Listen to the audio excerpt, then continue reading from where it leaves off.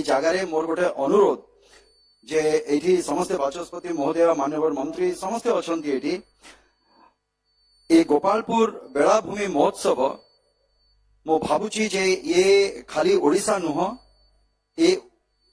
পূর্ব তটরে প্রায়তଃ এমিতি মহোৎসব তো প্রায়তঃ কୌଣସି ଜାଗାରେ ଆୟୋଜନ ହବା କେହି କେବେ ତ ଦେଖିନଥିବେ ନା ଶୁଣିଥିବେ।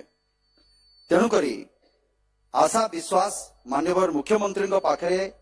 ମାନ୍ୟବର ବାଚସ୍ପତି ମହୋଦୟ ସମସ୍ତେ ଅଛନ୍ତି ଏହି ଜାଗାରେ ଅନୁରୋଧ ରହିବ ଯେ ଯେହେତୁ ପର୍ଯ୍ୟଟନ ପାଇଁ ଏବଂ ସାଂସ୍କୃତିକ କେନ୍ଦ୍ରର ପେଣ୍ଠସ୍ଥଳୀ ଭାବରେ ଗଞ୍ଜାମ ଜିଲ୍ଲାର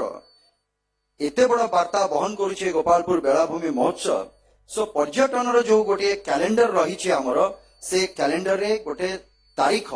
ନିର୍ଦ୍ଧାରଣ କରାଯାଉ ଯେ ଏଇ ଦିନ ଗୋପାଳପୁର ମହୋତ୍ସବ ଅନୁଷ୍ଠିତ ହବ ତାହେଲେ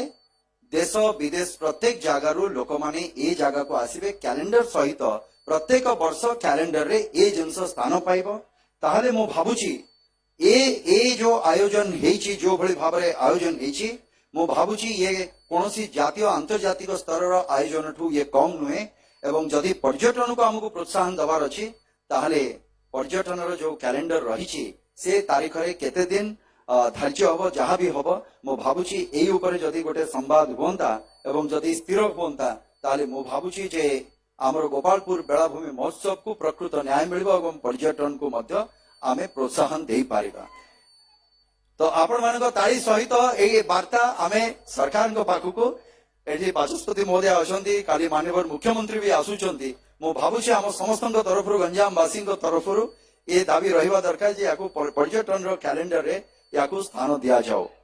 ବାକି ରହିଲେ ଯେ ବର୍ତ୍ତମାନ ପୁଣି ଇତିହାସ ମୁଁ ଇତିହାସ କେବେ ହେଲି ମୁଁ ତ ଜାଣିନି ମୁଁ ବର୍ତ୍ତମାନରେ ଅଛି ଭାଇ କହିଲେ ଇତିହାସ କିନ୍ତୁ ଇତିହାସର ଯୋଉ ବରପୁତ୍ର ମାନେ ଅଛନ୍ତି ସେ ବରପୁତ୍ର ସମସ୍ତଙ୍କୁ ଏବଂ ପ୍ରତ୍ୟେକଟି କଳାକାର ଯୋଉଠି ଏ ଗଞ୍ଜାମ ମାଟିର ସେ କବି ସମ୍ରାଟଙ୍କ କଥା କୁହନ୍ତୁ କବି ସୂର୍ଯ୍ୟଙ୍କ କଥା କୁହନ୍ତୁ ସନ୍ଥ ଅରିକ୍ଷିତଙ୍କ କଥା କୁହନ୍ତୁ ସମସ୍ତଙ୍କୁ ପ୍ରଣାମ ଜଣାଉଛି ଏବଂ ଏ ମାଟିକୁ ପ୍ରଣାମ ଜଣେଇକି ମୋ ବକ୍ତବ୍ୟକୁ ମୁଁ ଏଠି ବିରାମ ଦଉଛି। ଭାରତ ମାତା କି ବହୁତ ବହୁତ ଧନ୍ୟବାଦ।